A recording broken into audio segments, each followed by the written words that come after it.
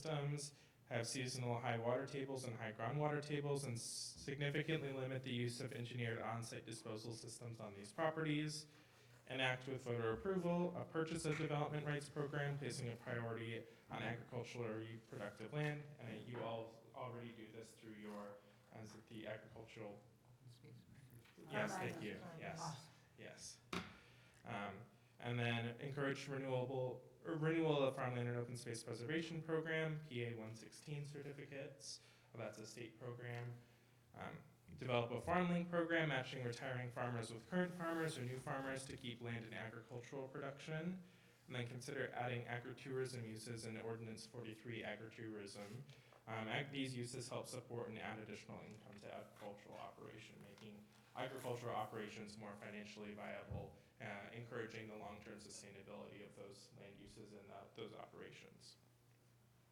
The next cornerstone of the master plan, the protection of our natural resources. These building blocks or actions collaborate with the Michigan Department of Environment, Great Lakes and Energy, or EGLE, on the preparation of groundwater protection programs and ordinance amendments, develop an inland lake water quality stewardship program, and request water quality samples from those entities sampling water in Dexter Township. This information would be used to benchmark and measure over time critical water quality data.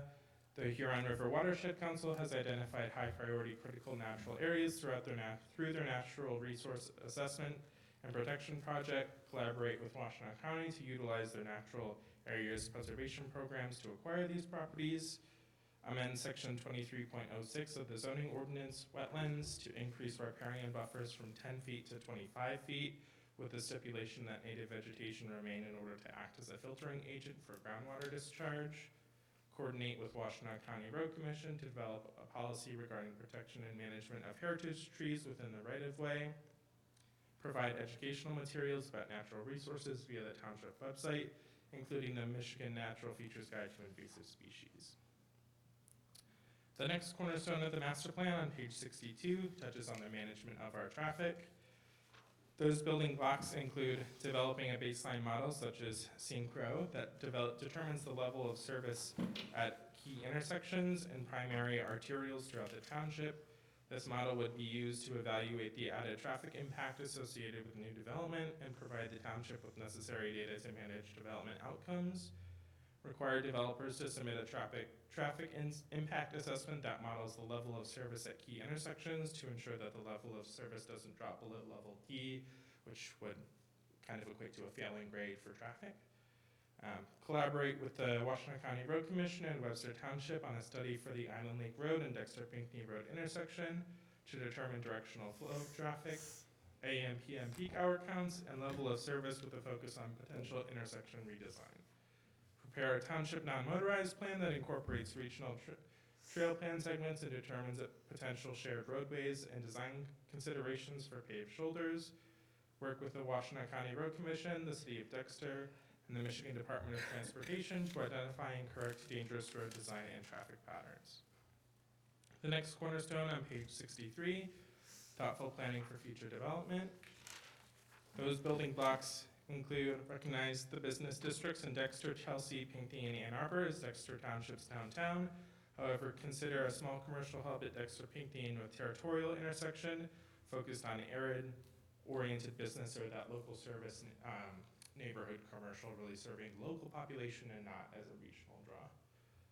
Continue collaboration with the Washtenaw County Broadband Committee to provide and increase high-speed internet services to the township. Consider creating a zoning district that encourages affordable, smaller residential lots within a walkable neighborhood that could be used in conjunction with the Open Space Community Overlay District. Encourage or require through zoning to utilize Multi-Lake Sewer Authority and/or Portage-Base Lakes Authority sanitary sewer service and minimize unused capacity. And then the final cornerstone is creating a sustainable community. There are a lot of building blocks here. This was one of the key elements of the master plan. Providing opportunities for affordable housing through the use of accessory dwelling units, ADUs, smaller lot sizes, and encouraging cluster housing development. Participate or encourage residents to use regional public transit options. Provide universal access to safe, inclusive, and accessible green green and public spaces, in particular for women and children, older persons, and persons with disabilities. Protect productive and prime agricultural land to ensure future food production. Collaborate with adjacent communities to address regional planning and transportation issues as a way to direct growth and preserve sensitive natural resources and farmland. Encourage or require through zoning the installation of EV charging stations in commercial developments. Incorporate EV charging station in township facilities, local and regional parks. Promote energy efficiency in homes by permitting residential rooftop solar energy by right, providing materials and resources on weatherization, and encouraging the use of sustainable building materials. Monitor and advocate for the replacement of tree canopy along county roads and within private developments that require local approval. Continuation of township-wide recycling and evaluate the concept of leaf composting in lieu of burning. Promote the expansion of non-motorized shared pathways. Reduce stormwater runoff through green stormwater infrastructure enhancements such as porous pavement, rain barrels, and bioswales. Assess the township's vulnerability to risk, including but not limited to toxic substances, transportation failings, and climate change, and consider an overlay zone around township lakes to control chemical usage. There are some more actions in the master plan, but those are the ones that kind of go with all of the key cornerstones. And then on page 69, the zoning plan, those are key elements for the Planning Commission to address as they're working over the next 5 years until the master plan is revisited to really achieve the goals of the master plan. Those are really key callouts in the zoning ordinance for Planning Commission to address that achieve the goals of the master plan. Those are pretty technical, so I'm happy to run through those, or feel free to read through them, but that is super useful for Planning Commission to know that those 6 items in the zoning plan is what they should first look at as they continue to implement the master plan.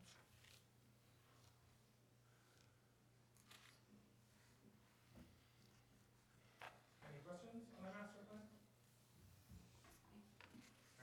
You were super involved in the process, and thank you for all of your work. Oh, thanks. 2 years almost. Yeah. We've been working on it.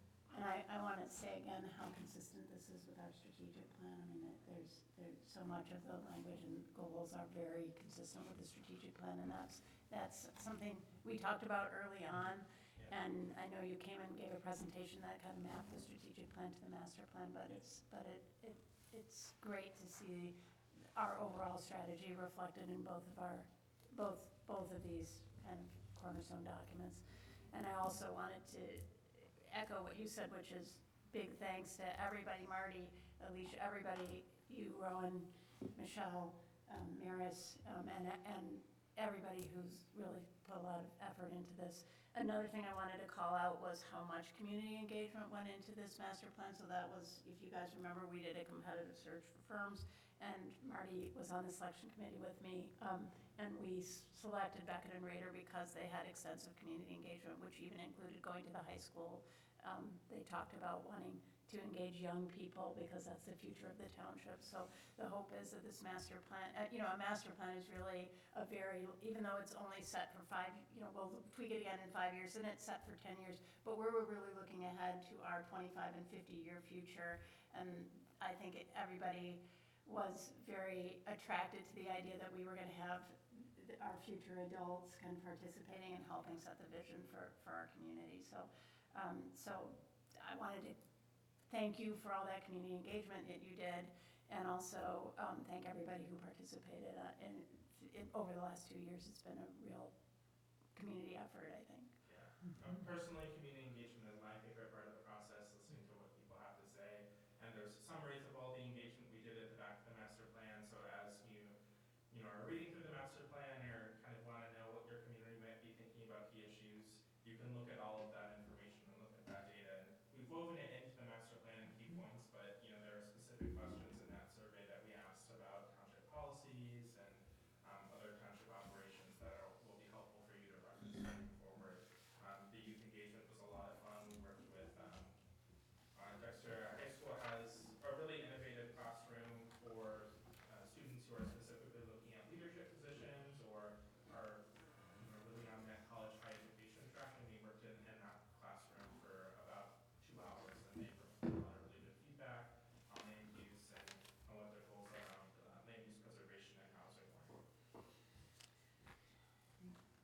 also, it's a beautiful document.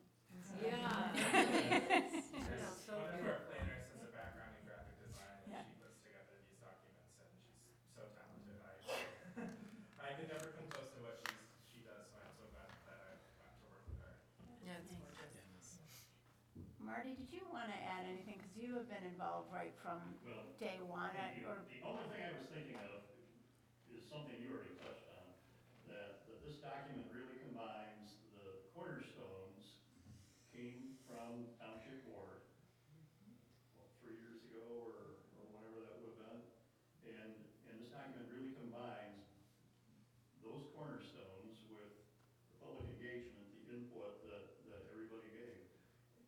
And I think Rowan pointed out there were some differences, people's opinions on commercial, but for the most part, what we got with public engagement was the same thing that the last survey got, which is people are overwhelmingly in favor of maintaining the rural character of Dexter Township and limited development, specific types of development. So it's, this document, if we adopt it and follow it as kind of the work plan for the planning commission, should accomplish that. But any questions from anybody?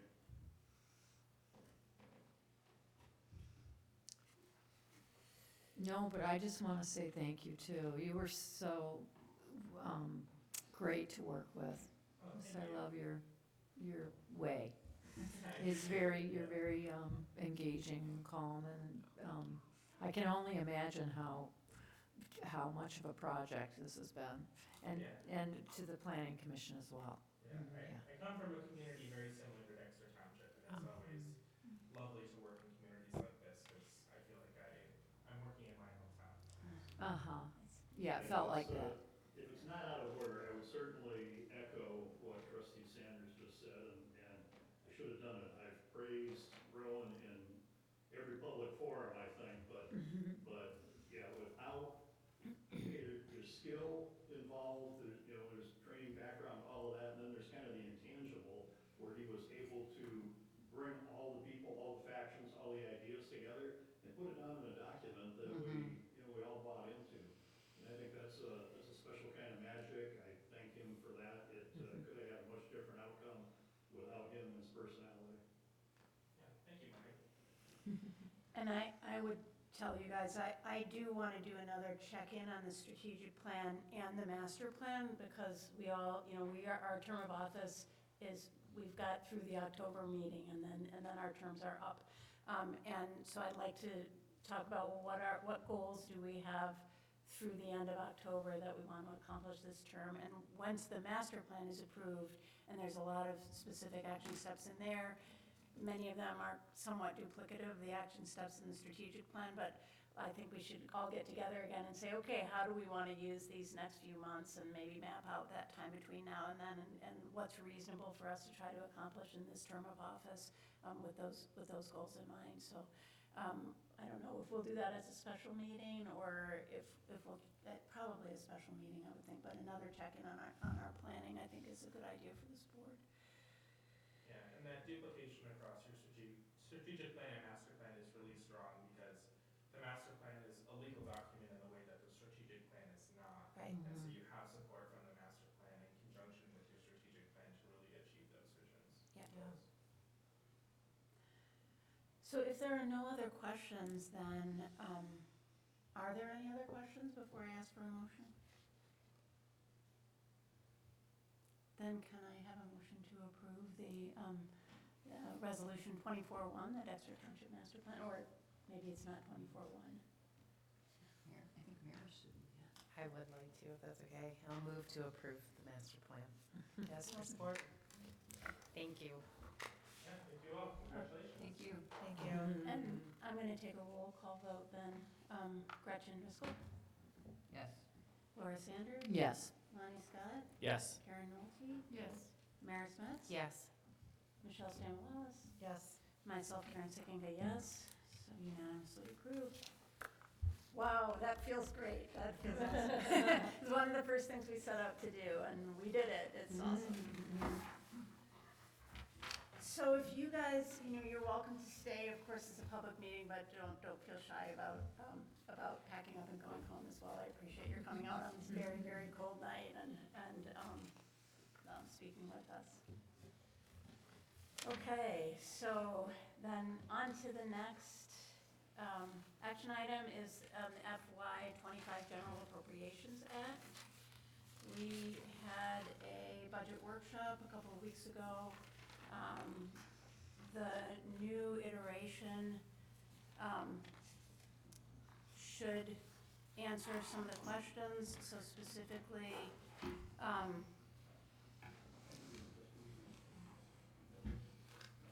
think the only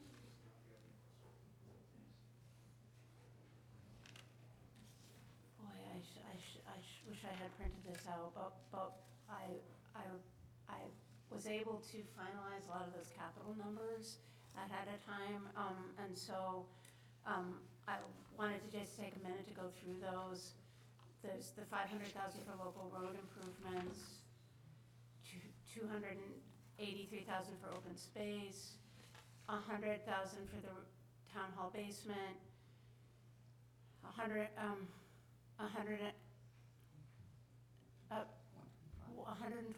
for fire hydrants, is that right? Yep. And then the fire alarm system was only $25,000, and the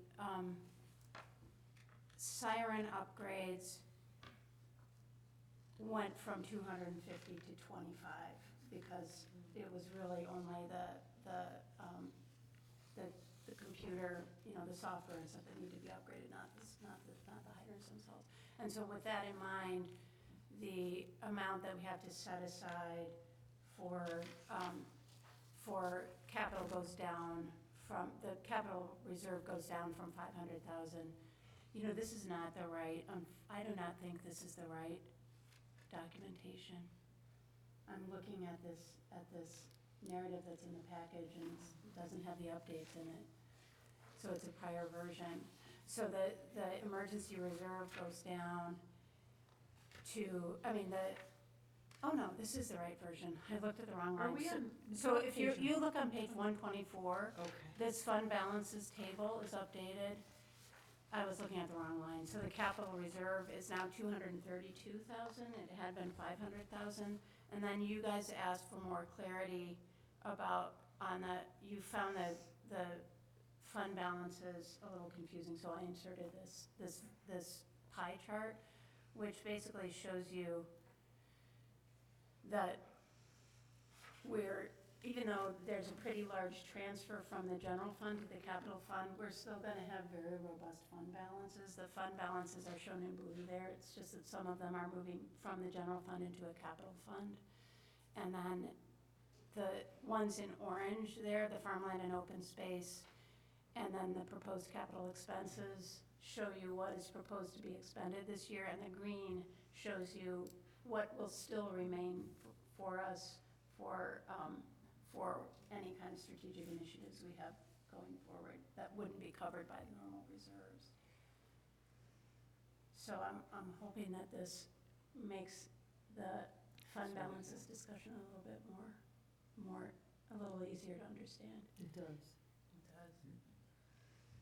The one thing, and Laura, I talked to you about this on the phone, the one thing I did want to bring up is that the farmland and open space, the transfer of farmland and open space of 283,000, which I totally support. I would love to see it dedicated for that natural resources and recreation component of the master plan, and because the millage is really favors preservation of farmland, and I would like for us to have that a dedicated resource available for those other land preservation purposes that aren't farmland. But that's something that I brought up before, and I don't know if that's something the board would, but if I had my first choice would be to have a separate line item in the farmland, in the open space fund that said, so we have our millage, which is really more focused on farmland with the rubric on favoring farmland, which totally makes sense in terms of that first pillar of the master plan. the second pillar is preservation of the natural resources. We don't really have a revenue source to support that, and I would like to devote this 283, I would like to use this 283,000 for those kinds of purposes. I don't think that's necessary, because the county has a huge, amount in millage for the natural areas, so we will get a lot of matching in my mind. And I hate to restrict it, because then it limits the flexibility of the fund.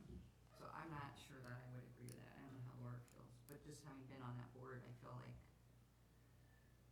a lot of the match comes from the natural areas, millage at the county level. I think if you wanna do that, it should be a conversation with the whole committee. That's my take. Well, that's what I think too, we should take it to the farmland board. And the thing, you know, the point is that those are not, one of the points of the farmland preservation is to preserve farmland so that it isn't developed. And natural areas are not as likely to be developed as farmland. Developers are looking for large swaths of farmland. So in kind of earmarking those funds, we could end up, you know, kind of we could end up restricting something that's one of our major goals. So, Well, but we. I don't know if that's making sense. Well, but- I understand. Yeah, I I know mean- that that's true, and that's how the rubric, that's why the rubric really favors farmland, because you get points if the land is likely to be developed, and natural areas and woodlands in particular are less likely to be developed because it's more expensive to develop them. They have much higher environmental value than a farmland does, and there is. But it's already in there too. Well, unless It's it's already a If it gets rubric developed that- residential, then it's not environmental, so, I don't know. I'm being down. And I feel like there's more matching dollars available for farmland than there is At for the federal level, but not at the county. the federal and state level, yeah. Federal and state. The county has a lot of resources for the natural areas. I think this is a conversation that, Well, the board is making an appropriation, so I mean, and Maris, you and I talked about this, that the voters, there's a special, we're devoting we're devoting general fund, we're restricting general fund dollars by putting it into the farmland and open space fund.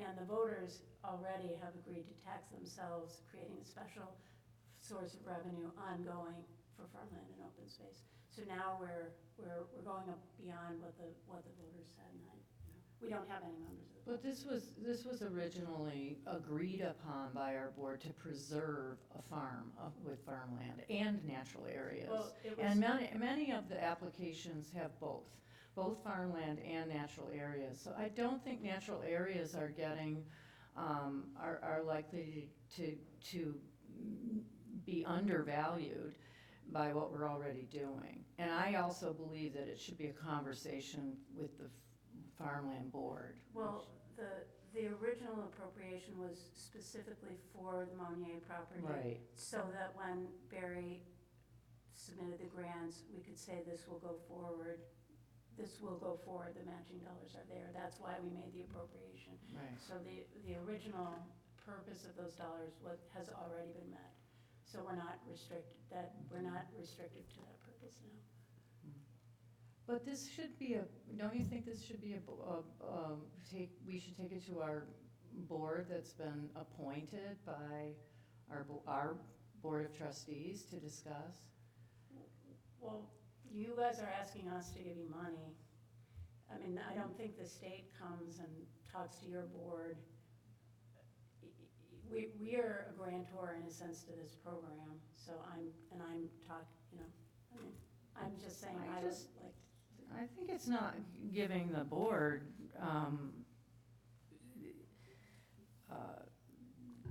the time and the discussion, you know.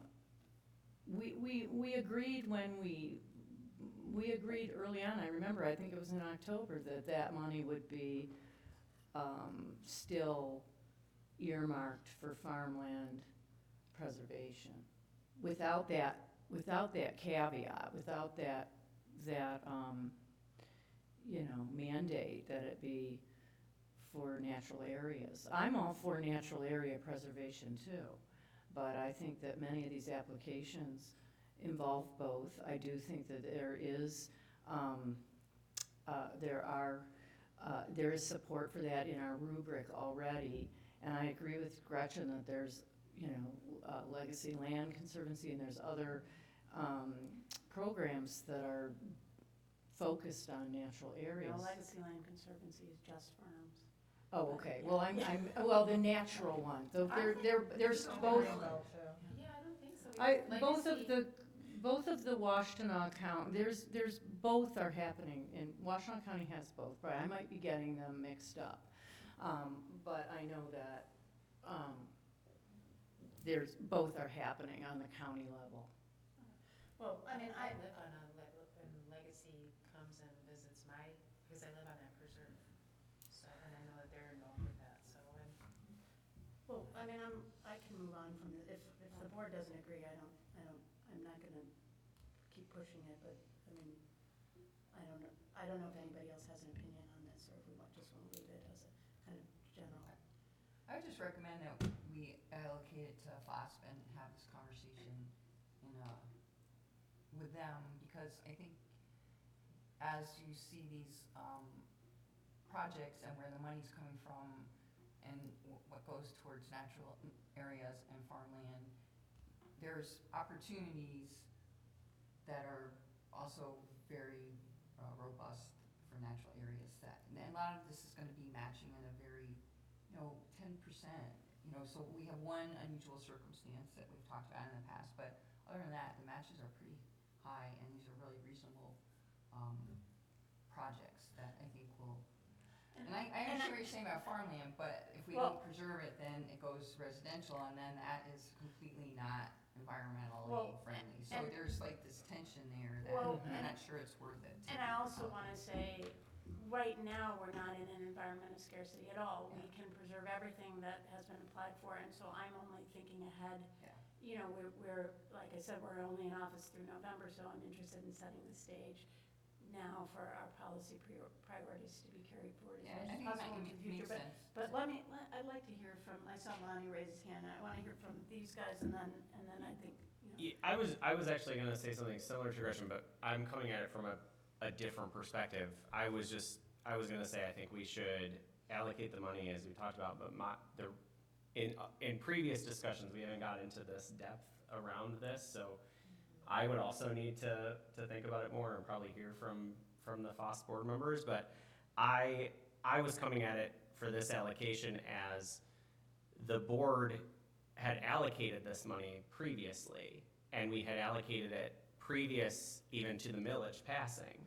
So to me, it's fulfilling that responsibility. The voters knew that this money had been allocated from the general fund. And so I think we can have the deeper conversation about how it's used later, but I think for me, for this budget, unless we have to answer it today, I think we allocate it and then we have further discussions about that piece. I agree with that. what about you, Karen? I agree with Lonnie, I think we keep it in the budget, and I'm all for the added conversations and recommendations from the FOSS board. Okay, Michelle, anything? Okay. I absolutely agree. Yes, the 300,000 was intended to fund the Monier property. That was before we went to the community for a vote. I ran strongly on giving the community a vote, not just to purchase property because I'm in office now. So, but I also agree that when property comes up available, you don't want to discourage those individuals. They know it takes a long time for their property to come up in the queue, and it can take 2 to 3 years, maybe longer. So you could really, set the tone where someone might not want to wait. And their farmland, flat farmland, is very valuable. So as long as there's still that opportunity for the FOSPA board to bring to the Board of Trustees when properties come available, I think then we can entertain having those funds, because they're still there. Yeah. They can just be deployed at that time versus having an account with revenue just sitting there. Okay, so I think there's consensus on that, so we'll just leave it as is. The next thing I wanted to mention is that the cell tower, so I did get some confirmation from somebody who's done some cell tower installations of the $250,000. And so I kept the $250,000 the same. But I also think that I understand now that there's revenue that's gonna come to us from the cell towers, and it could be as much as $100,000 to $200,000 a year. And we didn't explicitly talk about this at the budget workshop, but just in case anybody didn't notice, the difference between our forecasted revenue and our operating expenses is about $250,000. That's now redeployed to capital, but if we're gonna be increasing our revenue from cell towers, that could pay our future capital expenses. The $250,000 would be enough to fold the road maintenance into our ongoing operating budget. It would be enough to add a township manager in the future, which are the two big operating costs that we've talked about potentially adding to the budget in the future. So as if we build the cell towers, that should give us, I hope, funding for capital, and then we'll also still have, even with the Park Pass program is now operationalized, all the other things that we have in that operating budget, we still have an operating surplus. So I'm just kind of setting the stage for the future. So next year, presumably we'll still have a $250,000 surplus, and we'll decide if we want to spend it on operating, which will chip away on from that in perpetuity, or do we want to deploy it for capital? This year it's being deployed for capital. And let me just, because all these things came into my mind later that we hadn't said, and I want to just read through my list and make sure I covered everything. Oh, the elections revenue, so Raina came and suggested that we add elections revenue to our budget, but I didn't do that because I didn't know how to estimate it. So we know that we're gonna have a little bit more revenue coming in than is reflected in the budget, but that's fine because it's just a conservative budget, and we don't have to do budget amendments for revenue. And I think that was everything that I forgot to mention at the budget workshop. So did anybody have any questions about the budget before we move on to the resolution?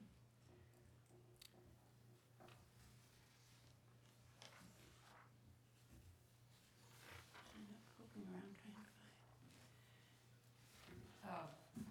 I think I brought this up with you a little bit Oh. about the type, the allocation for the deputy and how, Oh. I'm not sure how to handle that. I know we talked about doing a budget line, but what we actually call it, a project manager or? So Gretchen called me today asking us, she had some questions about the deputy, and I think we have time. I mean, so the way the budget is gonna be approved at the activity level. Right. So there's gonna be a general government line. We're not approving at the line item. The total amount, right? So it's just the total for general government, which was increased by $38,000 to pay for a deputy supervisor. But I know Lonnie also had a couple questions or some thoughts on that, so we could approve this. I do still feel like it would be helpful for the supervisor to have dedicated assistants, just like the other executives have. But whether it's a deputy supervisor and whether it should be or shouldn't be a trustee, we could approve the budget with the $38,000 in there. We still have that operating surplus, so it's not really causing us to forego something else in the budget.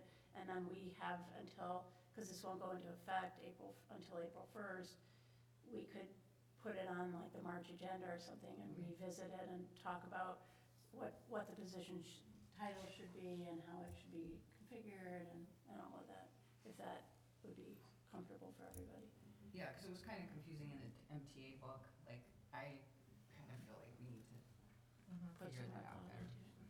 So, yeah, I'm okay with that. So we're basically setting aside up to $38,000 for I think that's what it an was. assistant. I mean, Yeah, I'm going I have from it right memory, here. but it's something. 38,000. What page are we on? Page 121.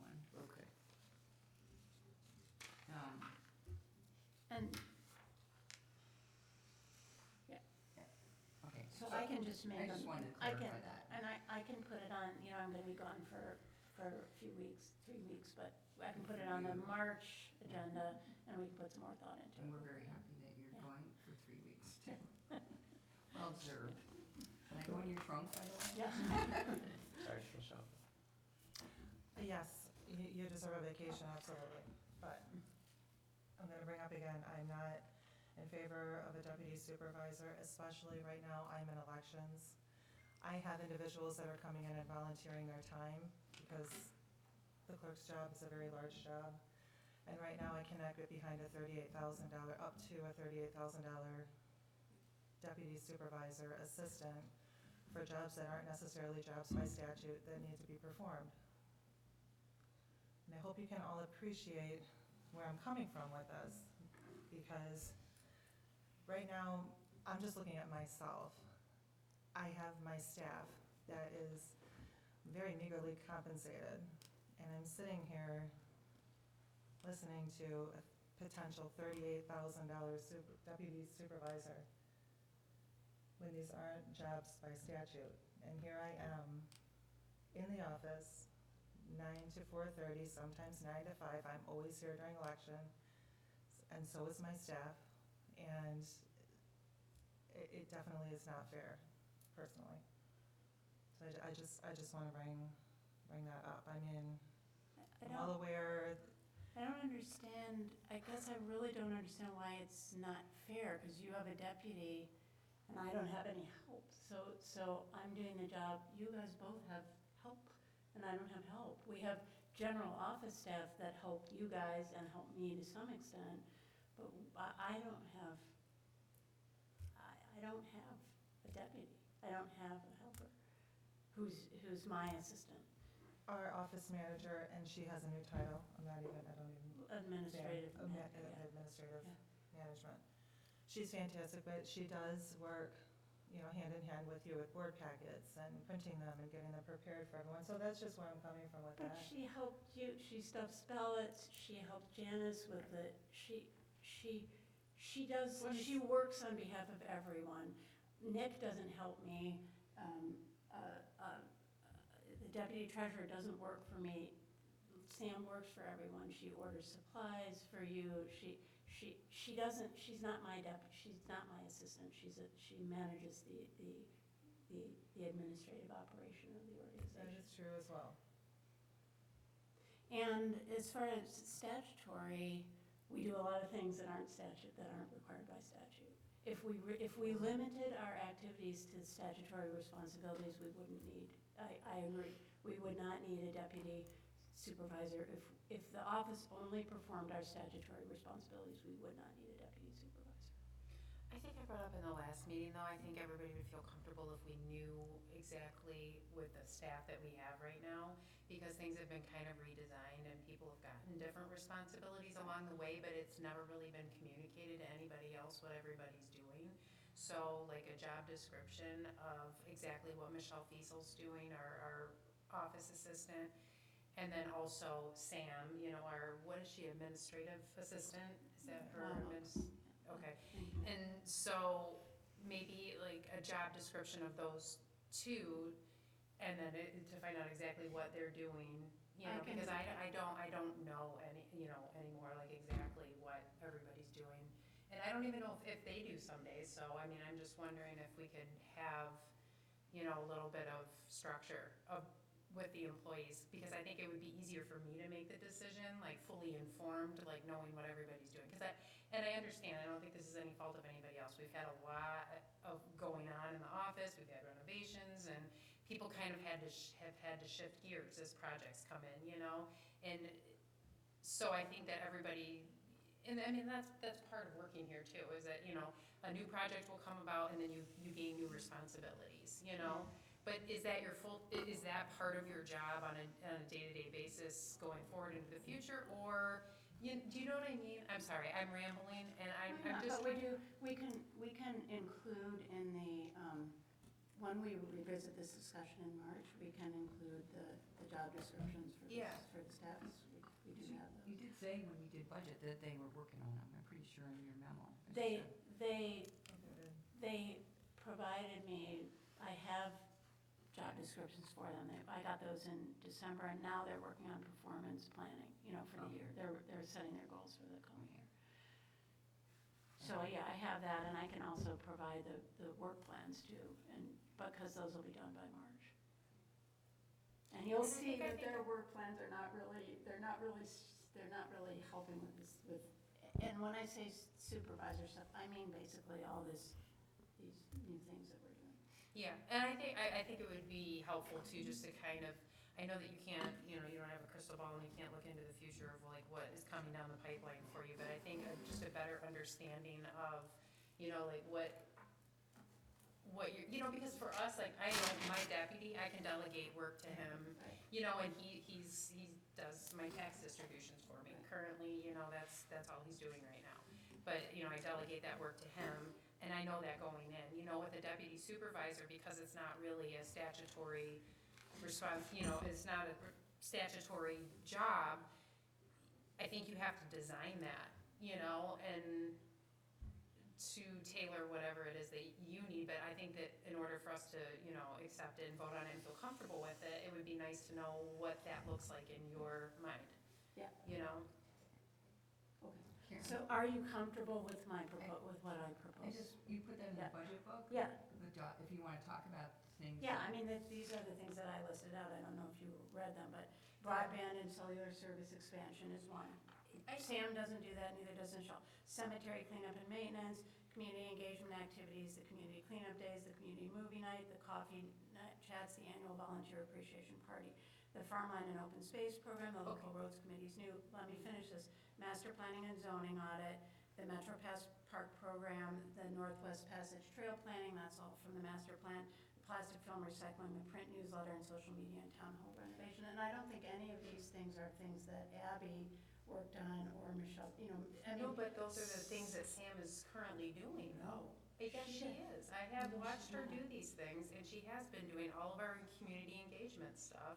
So that's what I'm wondering, if Sam is doing all of No, these things, Sam's then not what is doing- Sam Sam's- going to do? No, Sam is doing the new IT stuff, That's just been recent, but she has done all the IT stuff, she's done all of these things, and she so. hasn't done these things, Maris. Oh, She's okay. not working on she's not working on any of these things. Oh. She does help Karen with she does the social media stuff under Karen's direction. Mhm. She helps Karen with it, she provides support for Karen to do the newsletter, but she hasn't done anything on broadband, she doesn't do anything on cemetery. Yeah, not on broadband, but I thought She Karen doesn't was- do anything on farmland and open space.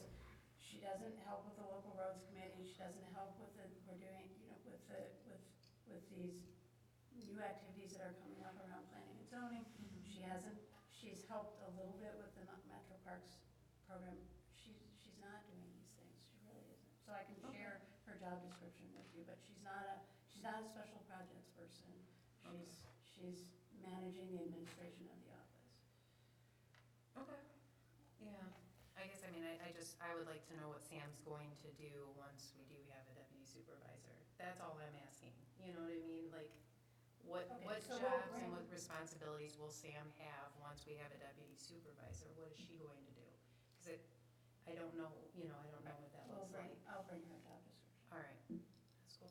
And just to end it, I think a lot of this could be volunteer. If we want to bring these fantastic things, it just, the deputy supervisor, I personally think is for the jobs, the assistant of the supervisor's job by statute. And these programs, to me, it's like we're asking the community to pay up to $38,000 to bring them these wonderful programs. That's what concerns me. I would like to move on from the discussion. Even though I love the In the Loop, I love the newsletter, those should have been out for years. I'm not saying I don't. I will say, though, that at the Botanical Gardens, I had 400 active volunteers and a full-time volunteer manager. We've got about 100 volunteers, so if we're gonna add more volunteers, there's a volunteer management function that has to occur. So having volunteers is another program that needs to be managed. It's not, it still needs to be managed. Laura, and I do wanna move on from this, because it's one of these topics where I think we're getting repetitive. So I still feel like I need help. and Yeah. you guys are asking me to prove that I And we need wanna help. make sure that you get help, so. Yeah. Yeah, I feel like I'm working very hard and I don't have assistants, and I don't feel like Sam is my assistant, honestly. So, but I feel like she's doing an awesome job. I feel like she's a fantastic at She her is. work, but She is. but I don't feel like she's an assistant to me, so, go ahead, Laura. And then I would like to move on from this discussion pretty soon. I mean, I would like to hear from Lonnie and Karen too, but. Right, it seems like we have to talk it out a little bit. It sends me back to the idea of a project coordinator more than maybe a deputy supervisor that maybe does coordinate volunteers to work on these special projects. To me, that might give you the help that you need, but also frame this in a way that it's really about the special projects that we're working on. I agree that you need help, and that even though these aren't statutory projects, these are the things that we agreed on as a board. We know we're an active board. We know we want to do things. We figured that out in our strategic planning. And so I think, and you do have to put your money where your mouth is to make some things happen. So I agree that you need help and that these projects need support. I'm not exactly sure how that happens. It seems to me like Karen has been, and I don't mean to, I mean, maybe other people too, but Karen Nolte has been doing a lot of this and maybe can't sustain that kind of volunteerism on top of being a trustee. So I think that should be made clear, and that we should really grapple with how do we support the projects that we're taking on. Thanks, Laura. I mean, I do agree with what Laura said. I do know that we do have trustees, and Karen Nolte being one of them has done a tremendous amount of work outside of a trustee role for sure. And Lonnie is doing a lot. Absolutely, yeah, and I do not deny that, and I'm not in any way trying to make you prove anything, you know, I think that getting facts and information out there is always helpful when we're talking this large amount of money in another position, because we have to prove it to the residents why we need something, not me personally, you know what I mean? Yeah, I understand, so we'll provide more documentation for it in Okay. March, but you go, Lonnie, go ahead. I was thinking very similar to Laura. The only other thing I was gonna add is that as we talked about, part of the discussion, we talked about I think just because the titles are the same, a strict comparison of the three, like a deputy supervisor versus a deputy clerk versus a deputy treasurer, isn't always necessarily accurate either. So I would be fine with a project manager and then figuring out what the other duties might look like. I actually, because Michelle brought this concern up in the last meeting, that's actually something I talked to Karen about today was, you know, do we change it to a project manager and then maybe have a sort of more pro tem type deputy supervisor that steps into the meetings or the other things, that really has some authority, that could be a trustee that's unpaid, not doing necessarily the project work, but is doing some of the other things that may help lift off of the supervisor's plate. The only other thing I want to say though is we keep talking about these things as cyclical, like, oh, this project and that project, but that's exactly the same as the treasurer's office and taxes and the clerk's office and elections. All of the deputies and all of the executive offices ebb and flow. And so I just want to make sure that we are like, you know, maybe there isn't a lot of projects every day for the person to do, and we have to take that into account if, you know, it's an hourly position. But that's really no different than the ebb and flow of what's happening in the other executive offices to me. Karen, did you want to add anything? Yeah, sure. Well, I think I do handle a lot of these projects, and they do ebb and flow. This week is virtually nothing, which, good. But some weeks, the other thing is I don't think necessarily a volunteer can step into some of these roles. Some of these roles are, like Karen called me and said, hey, can you take over single hauler? It takes township knowledge. It takes knowledge of where we're going, what we prefer to do as a board, and then come back to the board to report it. And it takes authority too, It- that it volunteers does. don't have on this. Yeah, it does, and I enjoy working on these projects, but they don't go away. And to think that we get one done, well, I don't know if we've gotten any done yet. I mean, they're all in progress, and they all take little bits of That's right. time, and it's more time than you think. And we keep adding more. And Yeah, yeah, but and why, it just, but then why it are we just adding keep- more? and I will let you know, Because we Sam wanna get does it. stuff done. I know we wanna get And stuff we done, have but the money, there, I and think we- there comes to be a and- limit though. well, and That we you ha- have to say, let's refine what we're starting and not just keep adding more and But adding we more. have the funds, and we have the capacity to do it. We just Yeah. haven't activated the funds, and it's not, you're really not supposed to collect tax dollars and not deploy them for the benefit of the residents, and that's what we have been doing. So when we bump up against scarcity in budget, that's when we're doing too We'll much. slow down, yeah. Yeah. But the other thing is, some Just of by these tax things- policy. Yeah. That's the kind of fundamental underlying concept of tax policy is you collect what you need to add common value, to add to the common good, and we're not there yet. We're just not.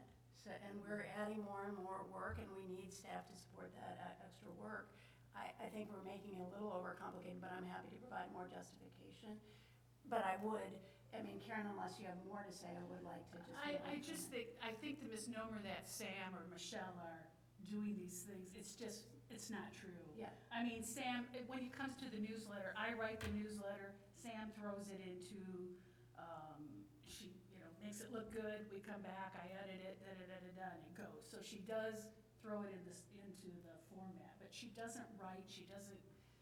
And she doesn't help with a package either. She consolidates it into a PDF and then prints it out, but she doesn't. It's different than, Yeah. it's different than developing it, it takes time, everything takes So time. I Can I just want say to, one thing and then I'll okay, go I down? want one more Just thing. one. Big- My concern is these wonderful things we're doing a lot at one time, and I'd rather do like one really well and then the next one really well. But my big concern is what happens when we're not in office? That's what my concern is. Well, then I would they'll like get to see them these done. things continue, Well, then so that- you bring in the project manager, not the supervisor, that if the supervisor isn't here, then that deputy is maybe no longer. I mean, I came in with my past deputy, sure. But that is probably one of the biggest concerns Well, that I'm I'm fine thinking with, about. I mean, Anybody it can doesn't stop matter anywhere if it has a project, project so. man, I don't That care is about, true. I don't care about, I picked deputy supervisor because that's been in the budget for a long time. So I was just renewing something that was in the budget for a long time, dropped out last year. But if you guys are more comfortable with a different title, I really don't care about that. But I do want to move on from this discussion. The question you guys have to decide now is, are you gonna let that stay in the budget as a holding place for future discussion in March? I promise I will not hire the person if everybody says they don't want me to hire, I won't hire, and we'll just have a surplus in that line. Yeah, I'm totally fine with that. I just need a little more information than. Okay. So then, can we, I didn't have, is there any other budget-related topics that you want, that anybody wants to bring up?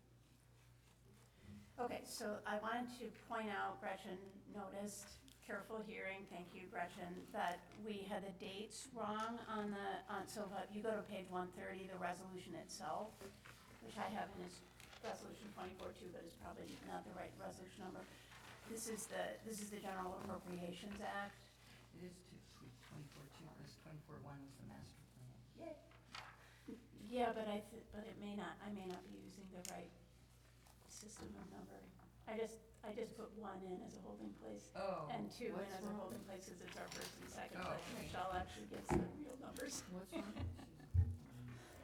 We were busy, we didn't. Yeah, we didn't connect on that. We were going to connect on it, we didn't. So the proposed budget was published in the Sun-Times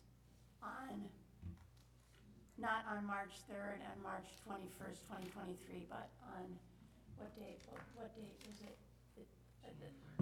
So, it was posted online, January 10th, 2024.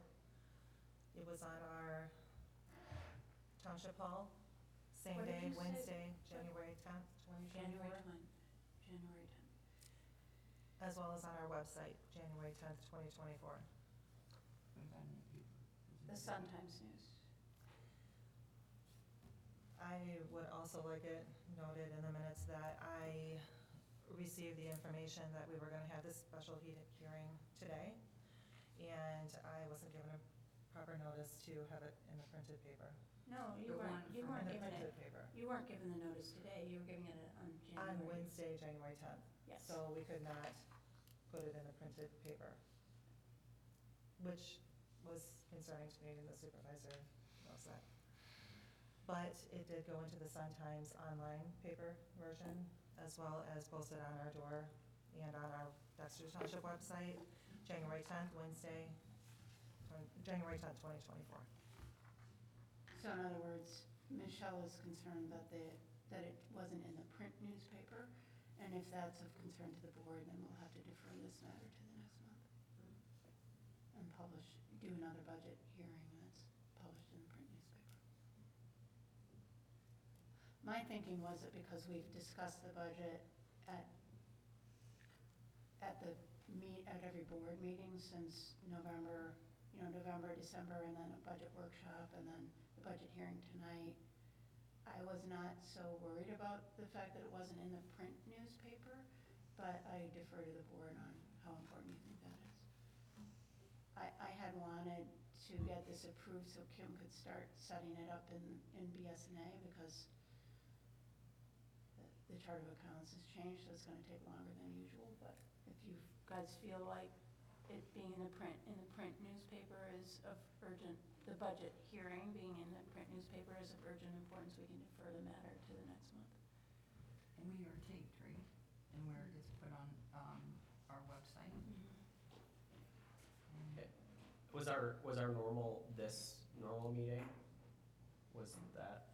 Our normal meetings, we approve yearly. Yeah. But the budget hearing absolutely should have been posted in the paper, But if community shows up. or I'm not. just, but this meeting, What's those, this meeting in the paper? our normal meeting that starts at 7, was it, No, or at They're- 6 was in the paper? no, they aren't putting. No, they're just posted once a year. We approve those once a year. Okay. Same date, or same day, every month.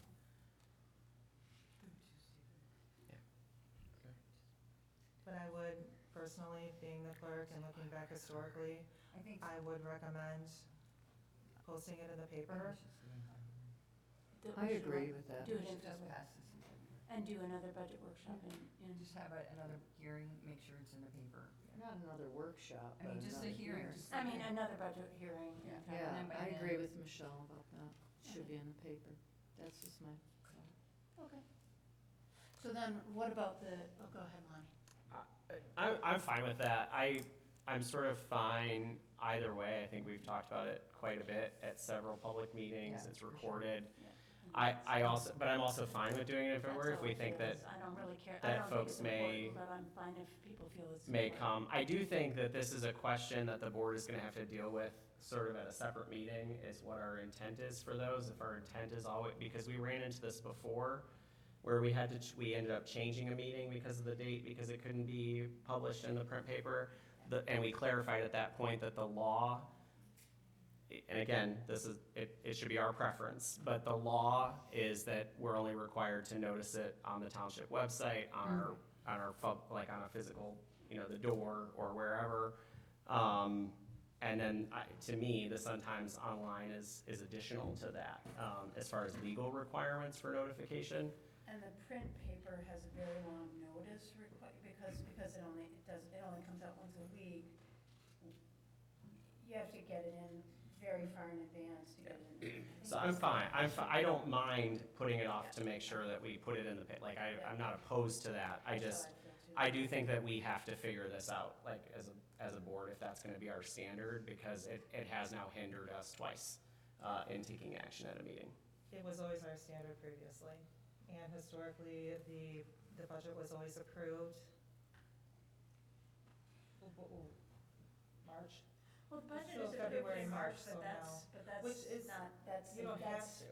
really not, that's not the best, that's not, the preference would be to Good approve the practice. budget in December, so. Okay, It's so, not on the website though either, the packet for It- tonight. it isn't? A member of the public has informed me that it's not on the website. This Sam, tonight meetings. Sam told me that it It isn't. was our January Okay, so let's then, does everybody feel like, or do enough of us feel like we want to defer this until next month? I think if anyone on our, but my own view is that anyone on our board feels strongly about it, we should wait. Okay, But, yeah. you know, maybe Lonnie's right, maybe we should come up with a little policy at some point, but right now, if anybody feels strongly, I think we should wait. Okay, so then we will defer the action item of the General Appropriations Act to the February meeting, and Michelle, you can go ahead and notice the budget workshop, you know, tomorrow or whatever for the date of the February meeting. We'll do it, and I'll get the agenda format down too.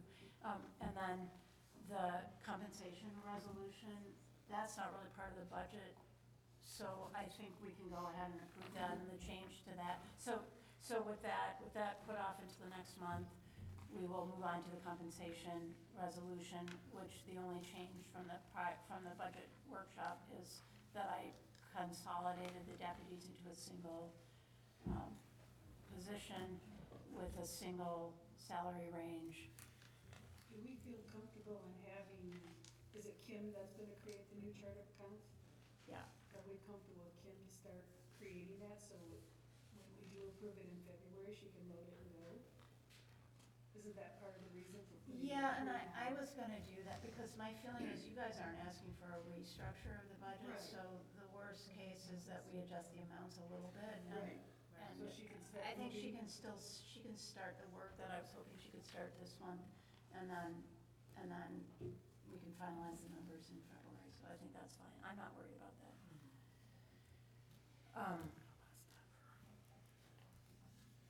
So if you now go to, so are we ready to move on to the next item? So let's just go to page 161 in your packet, and you can see executive deputy, a range of $17.50 to $38 per hour. And we don't, you know, it doesn't specify in the ordinance, it doesn't need to specify, it doesn't mean that we're hiring a deputy supervisor, it's just setting a single rate of pay for the deputies. Page of, I'm sorry. 161. And that's the only change from the prior month. So is there any more discussion about that item, or, I can see, I didn't change the dates, I see little typos in this now, it's January, it's from the budget workshop. I'd like to move the resolution as written. Did I hear it? With the correction of the date. Oh, that's not the resolution, that's not That the was the resolution, general that's just a, So the I'm- resolution is 24-3, that's So just I'm a. on 63. Yeah. So do I hear a second? Second. Is there any discussion?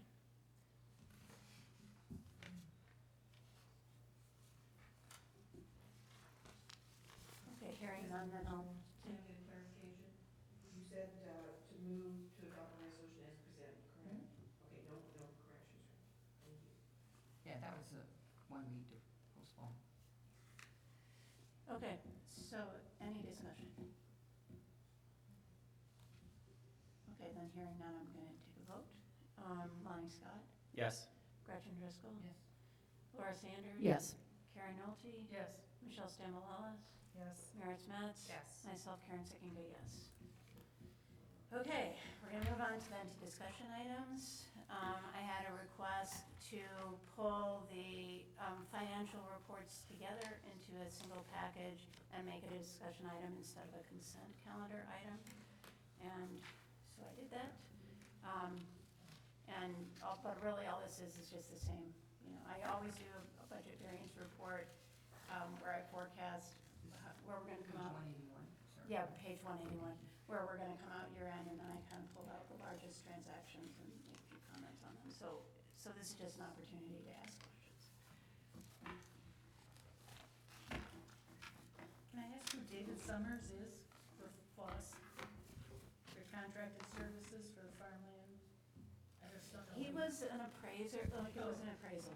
Oh, okay. Any other questions? I mean, we're in good shape financially. You know, we're gonna come in on budget, transactions are all predictable, there's nothing alarming. going on. I monitor it pretty closely, Michelle looks at it, Maris looks at it. I think we're on top of it. So then, if there's no more discussion, we'll move on to the solar Yeah, legislation. I just, well, I asked Sam I attended one, there's several webinars. One I attended on Zoom last week by Michigan Association of Planning. I handed out a brief executive summary, and I also asked Sam to forward the presentation and the facts, FAQs, that MAP and panel put together. Basically, they did not touch on any like revenue impact or anything like that, but this is just a pretty much summary. The House bill that was passed was signed into effect in November, is now Act 233, or PA 233, you'll hear a lot of that. It will not take effect, like, you can't have it affect the township until November of 2024, because it's a year from when it passed.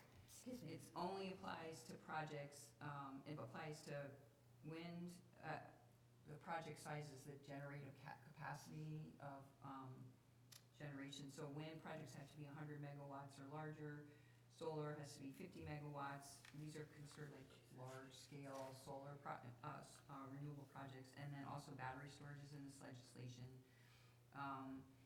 If these projects at this size, the large projects, are not, if the community is not working with an applicant that wants to develop a renewable scale, large-scale project in a community, then what this legislation does is enable the Public Service Commission to oversee the actual siting of the project. So that, in a way, there's something they are calling Compatible Renewable Energy Ordinance, or CREO, which is the ordinance has to be compatible with the state legislation. And the state legislation, the only real conditions are, that I can tell so far, because I've only been a MAP one, there's an MTA one tomorrow, and I'm also gonna take,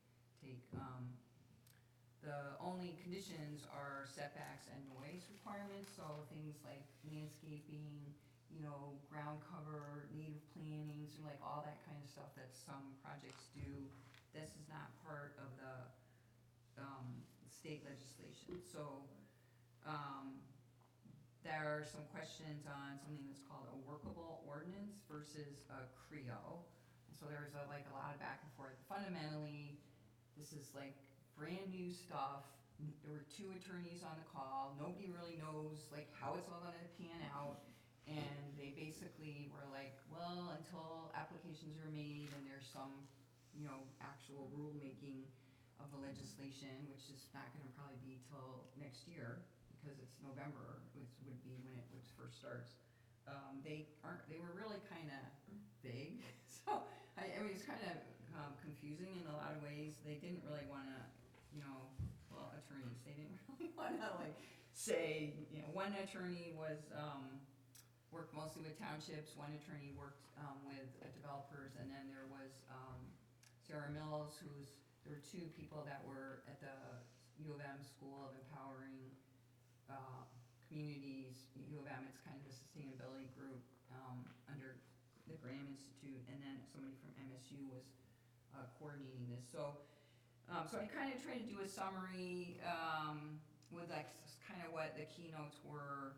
One of the things that came up was that the county and the townships, whatever local unit governments have impacted needs to have an ordinance, but counties are impacted and townships are impacted, and you can't have competing CREOs. So there's this really weird conversation about, we don't really know, everybody's gonna have to work together really well, and it was really kind of a bizarre, in some ways, webinar. And then they basically ran out of time to answer questions. So what should a community do right now? Develop a CREO or workable ordinance.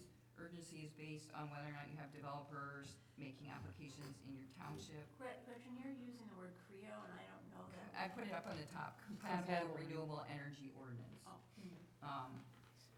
I hate acronyms.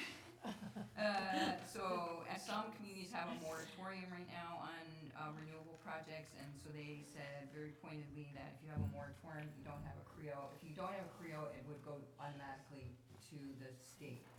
So that's the point. To a state standard?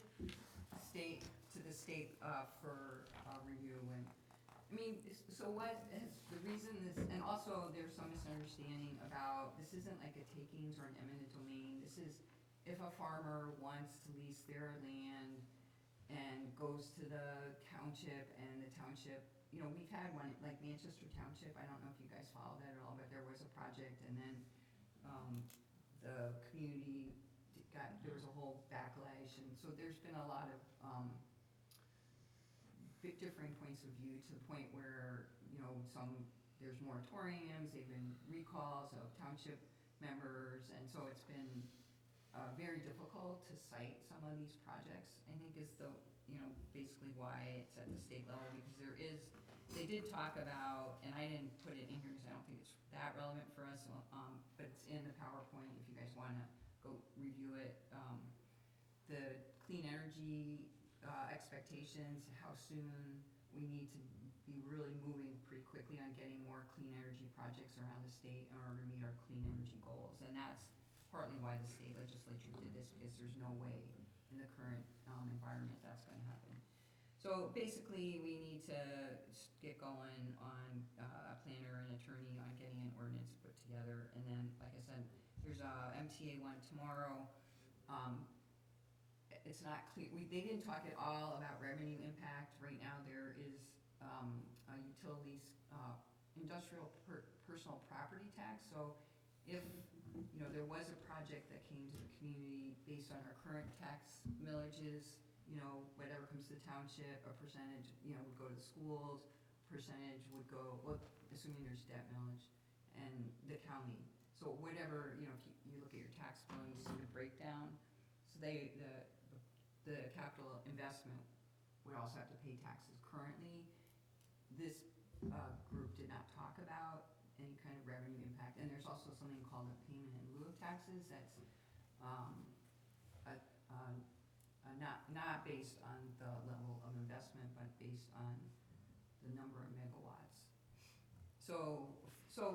I think the big things to think about right now are the fact that these are for the really big projects. So you know, and that it's not gonna take place until November, but we definitely need to be working on ordinance. So we should add that, Marty, I'm looking at you. We should add that to our list of ordinances. And Marty, do you want me to try to have Sam forward that? That'd be great if you could, please. Sure. Thank you. I mean, I would recommend everybody listen to it. It was an hour and a half. And I'd like to listen to it. I've had Sam forward it, but Okay. not until like 4 o'clock this afternoon. Okay. So you should probably have it in your email either tonight or tomorrow. And sorry, it was kind of, you know, it was late, but Thank you I'll have for another doing report. that. And then I also am going up to the MTA legislative conference next week, so I will have another report on what I learned up there. Is anybody else going? Does anybody want to carpool? Can't go. Okay. Wish I could. If I was in town, I would definitely go. Okay. And then I'm coming to that meeting, your meeting, our meeting. So, okay, I'm done. Does anybody have any questions, I guess? How big is 50 megawatts? Like, how many acres is About that size? 600 acres. 600 acres? Do we have any land, do we have any suitable I sites? think we definitely, because we have the erector set lines going through our township. That might save us? No, Oh, that's bad. because the solar, I think we definitely will have solar interest. Requests. Yeah, because the way it works is, but it takes a while, because you have to get in the grid, but, of the transmission lines, but, which is MISO. Did I give you guys PDFs of Yes, you fact did. sheets? Okay. So basically, the way solar works is they have to have a substation that will convert the solar and put it on the transmission line. And because we have those giant transmission lines, that's where That's where it's most efficient to have the solar near there, because the farther you have to transmit it, the more electricity loss you have. So, So that's more the south corner. yeah. And they do have Southwest corner. farms that are, Yeah, they're big. yeah. Another thing, I was able, just to touch on your topic, I was really concerned when it came to our open space and land preservation properties that we're slowly purchasing. So I did ask that question to, I think it was Representative Conlon and Dingle. And, because I was really concerned with eminent domain playing a part with having properties that have state and federal funding attached to it. But those properties would never have that eminent domain. It's not right. eminent domain. Like- Eminent domain is a takeover. Well, that's what I asked because, you know, I mean, technically, Yeah, that's It's what I not- said though, it's Okay. the farmer, I was just the concerned, person that so I just- owns the land, it's their option whether or not they wanna, it's not like the state's coming in and saying, this is where a solar, or a renewable project's gonna be. What's happening is farmers are trying to do these projects, and the community, some of the community members are opposed to them. And so the I was just farmers are concerned not with getting their people revenue. When the land is purchased by the township, I was concerned with then the state, oh, you have this property. Yeah, they can't do They it. don't have that right to do that, but the farmers absolutely. It just is another choice that farmers have. Just like they can choose to preserve their farmland in our township, yay.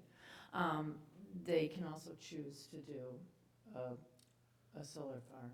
And also, the solar farm it can be taken down and the farmland can be farmed again, just to be clear. Like, some people think it can't be farmed once you put a solar, it's not cement, they put Yeah. metal things and then it's it's basically like a window or your microwave door that you put on metal stakes into the dirt, and then it fluctuates with the sun. And actually now I guess I'm hearing that two-sided ones that actually reflect the sun off the snow. So, I mean, there's a lot of new technology, and now it's become that because solar is actually, because of the technology, cheaper than wind. I think that in the creation of this ordinance involving, that we should have an educational session, I've been saying this for a while, that I think we should have a community meeting, a forum, an educational session on solar. So that, because there's a lot of misinformation and there's a lot of fear about it, and there's also a lot, it's also new, it's experimental. Like, we don't know if solar farms would eventually be farmed again, even though the potential is there. They're not being cemented, it's not cement, it's not turning it, yeah.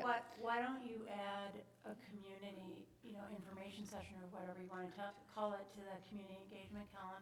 We approved a community engagement calendar as part of the consent calendar for next year because the one Right, we we can already add to approved, it. Okay. we should, and everybody should add your items to it. I mean, Lonnie very kindly got that started, but everybody you all have community I'll work engagement with you events on that you that. want to do, including myself. So that was a starting point on the consent calendar, but everybody should be sending me your additional items from the community engagement calendar, and that should be one. And we just have to think about who's gonna organize it, who's gonna take the lead, we have to think about how we're gonna get it done. But Yeah. like, putting it on the calendar isn't enough, somebody has to be the lead, and we have to. Yeah, and in a way, and you've gotta have that organized before you put something on a calendar. Yeah. Yeah, Right. I mean, you have to know what you're doing first. And it is a part of the planning commission, Yeah, right. yeah, so I like that idea. I like the idea. I think community information is good, and we'll have to do, if we're gonna do an ordinance, we're gonna have to have public hearings anyway, so that would be a good precursor to that. Yeah, And I think it would help the planning commission too, we should get the planning commission to come. Maybe it could even be a planning commission meeting, or something more fun than the planning commission meeting.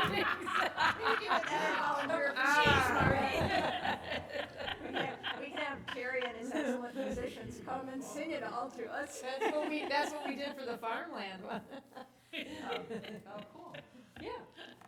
Okay, is there anything else, other questions on that? There's more on the agenda, so if there isn't more on that, so Gretchen, it sounds like. Thank you, Gretchen. Yeah, thank you. Wow, yeah, Yeah. great. I wanted to just give you guys, so the next on the agenda is the planning and zoning updates, which thank you, Marty, for staying through the whole meeting. We are, I've mentioned this before in the supervisor's reports, but we're beginning the process of really going through the zoning ordinance and I keep using the word correct, and there's little errors or problems in it that create difficulties for the residents or for the zoning board of appeals. There's also the recommended changes to the zoning ordinance that result from the master plan after the master plan is approved. So we're beginning this process of going through, Megan Massimina is taking the lead on going through the zoning ordinance. She's got a lists of ordinances for attention that came from the ZBA.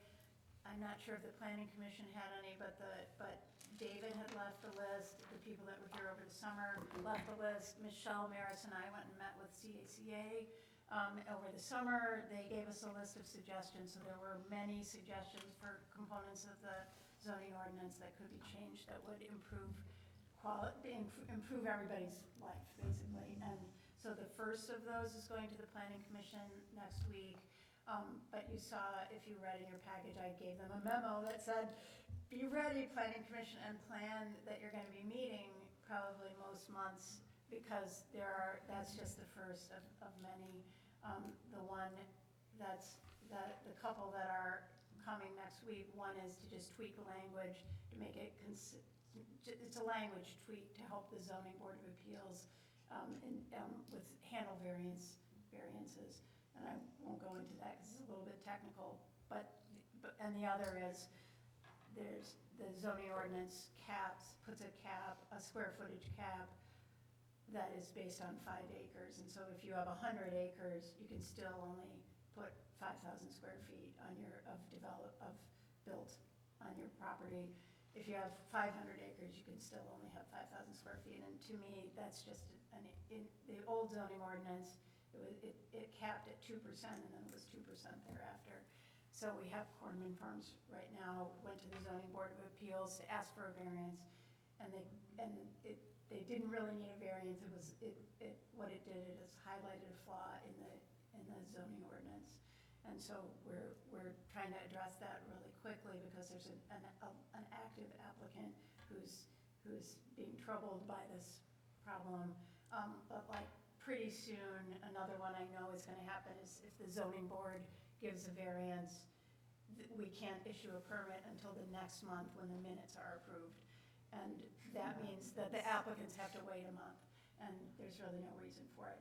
Another example, we required what we call minor permits. I found out what minor permits are. They're requiring permits for things that aren't regulated in our zoning ordinance. So, you could get a minor permit for a bathroom remodel. Bathroom remodels have nothing to do with the zoning ordinance. And so it's just a fee, it's work for our staff. It's also an unfair fee. And it feels like an unfair fee to me, so I said, as soon as we heard about that at CACA, and as soon as I heard about it, I was like, what? And it's just has taken us a little bit of time to get the staff in place to do it, but that ordinance has been in place since 2020, and we've been issuing, this year to date, if you sorted through and read the whole packet, you saw Megan's little chart that shows the number of major and minor permits, and I think there have been 134 permits to date this year.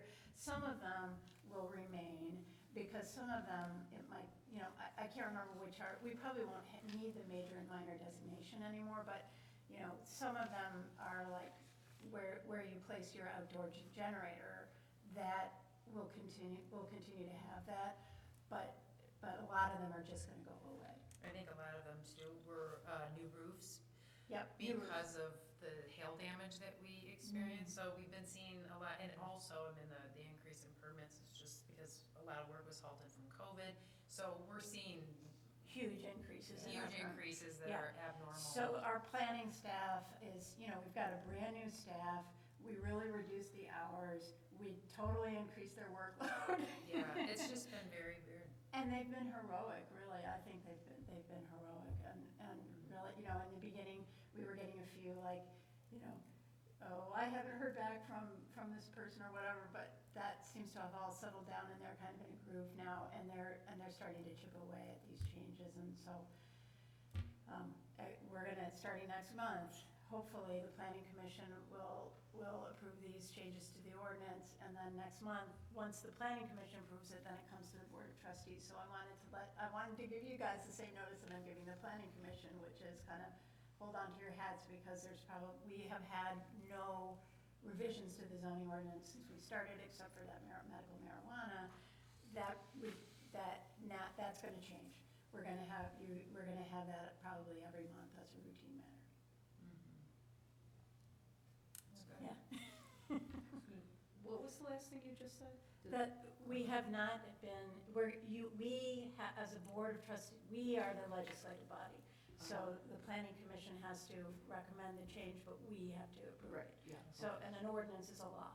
Right. So the resolutions are just decisions of the board, but the ordinances are laws.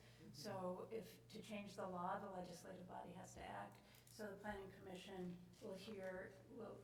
there's a Right. statutory process. The planning commission has to make a recommendation to us. There has to be a public hearing at the planning commission. But once they've approved it, then it comes to us for approval. And I wanted you all to know, to expect that there's gonna be a new type of agenda item that we haven't had before, which are amendments to the zoning ordinance.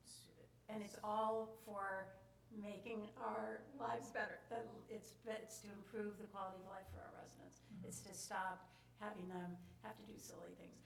Then the other thing is the other feedback that we got from CACA and from MC and Adriana, who are doing the work over the summer, is that more job aids or like checklists for, when people come in, here's a flow chart that tells you what to expect, and here's all the documentation that you're gonna need and all that. And so our planning team, who's been given all this, new work, they're gonna be working on that too. So we're hoping. That's so helpful. Yeah. So I think what they're gonna see is there's gonna be an uptick in work for them while they're doing all this, but ultimately, I still feel like you noticed in the budget, we didn't talk about this, but originally when I said I wanna go to this combination of consultant and zoning administrator, I said it was gonna be lower cost than the old configuration, but the budget that I proposed was the same cost as we had with David, with our staff planner, because this zoning ordinance review is taking time. But I'm still hopeful that ultimately we will go back, those costs will go back down once this body, it would have been good for us to be chipping away at this starting in 2020, but we didn't, so we're trying to fast track it now.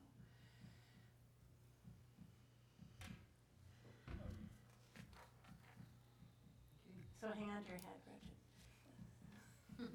Our new planning commission, and Alicia and Marty, and all of you guys that are gonna have to approve all this.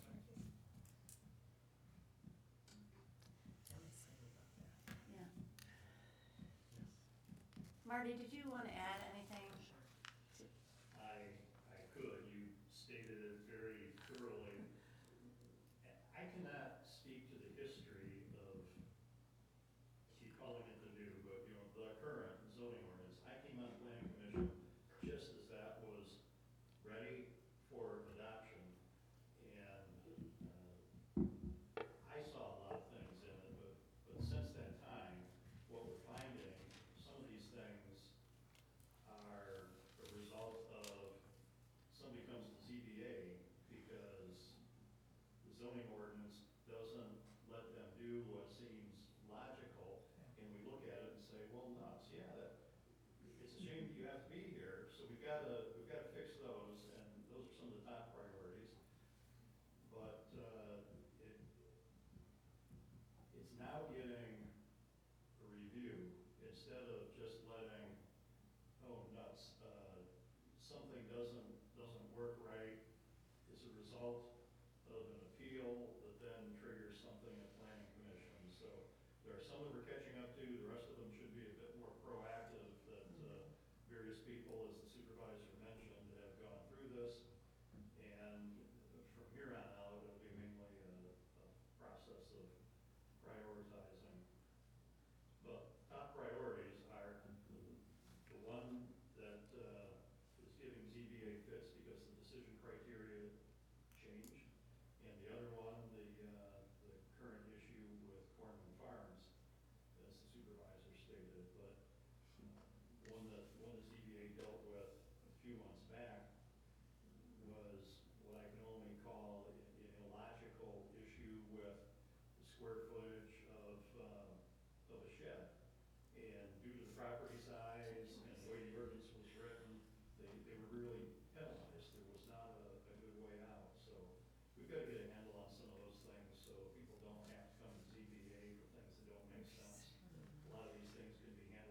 administratively, but the basis of it will be, fix those.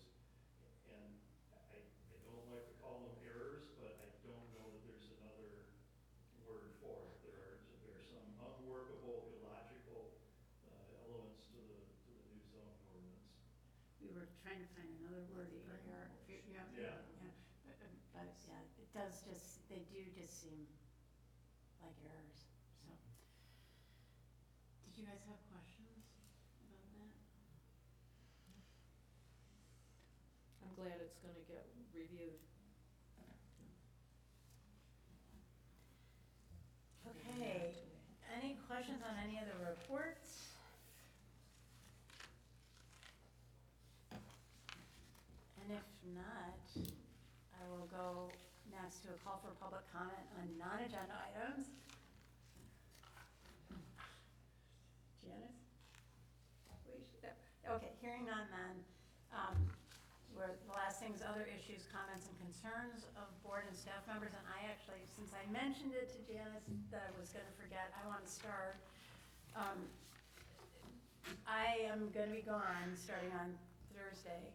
And so it's gonna take a village to plan the next meeting. And I'm making a plan for how the next meeting is gonna get planned and how the package is gonna get put together.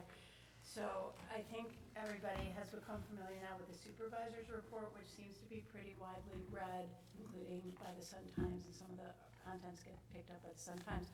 So I have developed a list of topics for the supervisor's report. Maybe we'll call it the township report next month.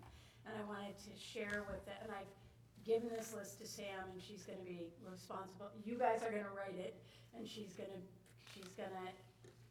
collect it, she's gonna work with you guys to make sure it all gets together. So I want to just go through that list so you'll know what I'm hoping you can write about next month. The status of the tax collection, the election, a little bit of discussion, some of that stuff we talked about at the elections committee meeting. Karen, do you want something specific about the status of the tax collection? Because I include it in every one of my reports. Well, I Do you mean, want it anything specific for that, or how? I can work with you on it, Okay. but it's text, it's like we start, we mailed out the tax bills in January. Some of it, I think what I perceive is that people are reading the supervisor's report more than the ancillary materials. So I'm starting to feel like if we fold this information, maybe rename it township report, and not have it be split into separate reports, that might be, that increases the leadership, Gotcha. So it may not really be very different than what you've already written, but it's just, Well, I just report on the numbers. Yeah. I don't really have a very fascinating job. I'm collecting What people's about- tax money, but so. you're collecting, and you could say, Michelle Fiesel has been helping with that, and you could say we've got. I have more to report on with the CACA board and stuff and other things I'm doing, but yeah, I'm doing stuff with investments and Yeah. that sort of thing, but I feel like I'm a broken record. I talk about the same things over and over again. Can't communicate too much, and I think a report on CACA, I'll add that to the list. Oh, yeah, my plan to Yeah. do that, yeah. To the taxes thing, isn't there also if you don't get the tax paid by a certain date, it gets forwarded to the county? Is that, do you Yeah, put that? it's all that information is on the back of the tax bill. Well, you might wanna put that in her Yeah, thing. people so don't read the back of the tax bill. Yeah, Um, I think the due date's the same every year, though. I don't know, I could. Well, there's I did all the Zingerman's leadership training, and one of the concepts they talked about was called unconscious competency. And what it means is you think because things come easy to you or you know them really well that everybody else understands it, but they don't necessarily. So like that might be an example of unconscious competency. And we have new residents. What? And new residents too, yeah. Yeah. So I think just, It's better to do too much. and even the board, I think to get a feel for what it's like in the office, that we mailed all these out, that people are coming in every day, that they're handing us their tax payments, that Michelle is processing them. You told me she's doing a great job. Yeah, she You know, is doing a great job. That's the kind of stuff that kind of gives our day-to-day activities a kind of richness. I can report to everybody too that we are receiving our escrow payments. a lot earlier than traditionally. I mean, and I don't know, I've only been, this is my third tax cycle, but in the beginning, and what I thought was the norm was that usually escrow or big hub, escrow companies usually were paying very late, like last minute late. And it was very frustrating, but I thought, oh, that's just the way it is. I don't know if they've tightened up regulations or what is going on, but we've gotten almost every one of our escrow, which is huge. I mean, that's a big Yeah, chunk it of our is. money. Yeah. So, and which I think makes sense that we would get those early because they have to distribute those out, you know, and also then there's confusion between residents of, are they gonna pay my thing or not? So we're getting double payments and then having to Yeah, yeah. ship that all back, and it's so, I'm happy to see that they're doing it this way. Yeah, so I think that would be a great thing for the public and the board to know, so Yeah. that kind of. So wait, I wanna go through this list before, so without, I don't think we necessarily wanna discuss I just wanna tell you what I'm gonna ask you to write about, and then we can talk offline about what election status. I thought you gave us a lot of good information at the election commission, so that would be good. The public safety millages, you've been working on that a lot, Lonnie, and that's great. And if you have anything on the cell towers too, because you're working on that too. Karen, the same, the Hudson Mills update, on the park passes would be great. And I know you guys are implementing a single hauler survey, so an update on that would be great. And if there's anything on multi-lakes, I think that would be great. Gretchen, I was gonna ask you to do a legislative report,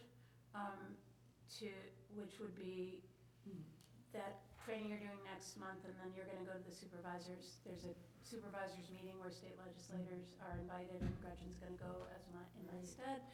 So I'd like that to be included in the report. I'll get a planning and zoning report. I'll try to get from Megan and Ashley, but you might wanna contribute something to that too, I don't know. And then Laura, I didn't know whether there's. We'll have a FOSS report, Yeah. for sure. Yeah, okay. And then I was gonna ask Sam to write about, we've been trying to hire interns, as you guys know, we haven't gotten applicants, and she'll write something about that. She's been working with WWRA on getting the parking lot, getting them to keep our parking lot clean and get that area cleaned up, and so she's gonna write about that, and the status of the township remodel. So that'll be stuff that comes from Sam. And if you guys think of other content, happy to hear it. So the plan is then it would go to some time to put that in paper, so. No, they don't, they just read it, So and would then you put it on the website as a way to communicate? Like, I don't know where they must pull the package. Lonnie Human used to come to the meetings, but now he just seems to read the supervisor's report, so He reads in the loop. Yeah. He subscribes to read the Oh, loop. she and then he puts pulls off the of supervisor's report That goes in the every, loop. in Yeah. the loop, and then he pulls off in the loop and contacts topics to who they're dedicated to. you might wanna do, I mean, I know this is like, but you might wanna put it on the website, because there's still people that don't do in the loop. So, Yeah. I mean, the first go-to place, if you're new, you go to the township website and. Yeah, and the supervisor's report, this is what I started thinking this month when I started thinking about assigning it out to people, is like, I collect from you guys separate reports on what you're doing, and then these get included and the reports are all separate agenda items, but why not but we could put them all together. It would be like, and it would be just a monthly report, a monthly status report, and then that could be in the loop, and it could go on the website too. So this will be, my going away is forcing me to innovate, and this is my thinking. We'll see how it goes, but if it's great, then what Lonnie Human reads, and it will be more comprehensive, and then this could go up on the website as a monthly I think update that's actually a from the really great township. idea. So who will run the meet, when do you come back? I'll be back for the meeting. Oh, you will, I'll be be back a back for week the meeting, before, okay. yeah, actually, but I When just, do you come back? but I mean, What date? I come back, I'm kind of be back sometime between February 6th and February 11th. Oh, okay. But it takes the whole month to kind of to get the package together, so I won't, so I'm assigning, and Lonnie's gonna come in tomorrow, and he's gonna help with some of the financial analysis and maybe with some of the just making sure that the pieces of the package are together. I know this is little beans, but I noticed that the page numbers are not on this agenda this time, and again, I was like, because we have these huge packets, can we get the page numbers on the agenda in the future? Yeah, this was a challenge to get Yeah, out, and you saw some yeah. mistakes because doing the budget workshop and then, Yeah. you know, there were so many meetings in a row with so we just didn't Yeah. have as much. I'm not time trying to for be the- critical, No, no, it's I just know. so helpful, you It know? is helpful. Yeah. We just didn't have time for it. We didn't Yeah. get the package out until Thursday. I Okay. usually get it out on Tuesday. No We problem. just didn't have time. So but yeah, thank you. I mean, it's nice to know that you find that useful. Mm-hmm, it's helpful. And does anybody else, Karen, What? any concerns or anything? No, I'll be releasing it in the loop this weekend probably, so I had sent out if anybody had anything to send me, but I sent you some. I know. I did too. You did today? The graphic. Lonnie? Oh, yeah. I sent I you the already final used version. that. Okay, Lonnie. How's the I just wanted to mention, everybody, we talked about it at the last meeting. We do have a mailer going out, an Yeah. informational mailer about the millages. It was released for production on Friday to the print shop. So it should be hitting mailboxes. I'm hoping, like tomorrow or the next day. I'm not exactly sure, because with the holiday and the weekend, I don't know exactly, but usually they're pretty quick once they're released. And it's just an informational piece letting people know that we have the election and that the fire and police millages are on there, and then there's a QR code. So we do have a landing page on the Dexter Township website with information about both the fire and police millage as well. Can I add one thing? Yeah. Mayor's mentioned earlier this month that we've had mailings going out between taxes and the elections and everything, that a lot of return mail is coming back. And I think, well, now we have 1,400 phone numbers. And so I have Michelle F. If something comes back, she'll look to that list and call people to get accurate. I think we need to pay attention to our database. I don't think it's clean. And Karen, that's a whole complicated. yeah, I'm just saying, we need to address our database management. Well, anyway, I'll talk to you about it, Okay. but there's actually statutory requirements Okay. about how to update, Yeah, about the I agree. assessor and the tax collector and all of Yep. that, so it turns out, Yep. like that return mail problem I told these guys, that's routine, I mean, you always get a lot of return mail, but it's challenging Oh, to- absolutely. it's challenging to thread the needle of statutory compliance for updating Mhm. the databases. Mhm. So Yeah. that's on our list of Yeah, things to I do. talked to but Chris it's- about that this month. Mary's? No, Michelle? Well, residents are calling about, they have questions about their ballot applications, which is a good thing, because I'm able to inform, well, the big question is, why do I have to fill out for a partisan ballot? So with them calling, I'm able to explain that, and also as an educational purpose, inform them that we do have our 2 millages coming up for the presidential primary, which is good. Lots of phone calls, lots of residents coming in. And you're mailing ballots when? The ballots will go out on the 18th, so a couple of days. All of the individuals who would like to receive or have sent in their application will receive their AV ballot. They're also outside the township hall hanging. And I just wanted to let the board know, as well as residents, there will be a public notice, as well as our public accuracy testing for our tabulators will be February 12th, 2024 at 10 a.m. When's voting day? Voting day, February 27th. 27th. And don't forget, 9 days early. in Sylvan Sylvan Township. Township. Tell us where the Sylvan Township is for the record. So there is a map on the clerk's website, that I believe is off of, I've never went to Sylvan Township, US I 12. put the address We in. don't I believe it's owned by the state police, the Chelsea State Police. Oh, early Can I voting. make a comment on that? Ed Golandowski is mailing out a postcard to every resident in Dexter Township telling them where to early vote. Okay, nice, It is. good. Yeah, so I did inform the board that Washington County was gonna go ahead and send out a mass mailer that has went out in the mail as of 2 days ago. And that does have the polling locations, date, time. Okay, great. Did Washtenaw County do that for all the surrounding Yes. townships? That's awesome. They did it for all of them that have agreed to the 9-day early voting. Oh, okay. Yeah. There are 4 communities that are doing their own early voting Oh, and not part of the county, so he didn't mail. oh, good. And they're posting their own. But those are the really large municipalities, so Oh, like Ann Arbor. Ann Arbor, Slaney. So Gretchen, did you have anything? No. Laura? No, I'm good. Janice? Can I adjourn without a vote, or is that just for the workshop? You can say, business as usual. Business is completed, so the meeting is adjourned. And we're out by 8.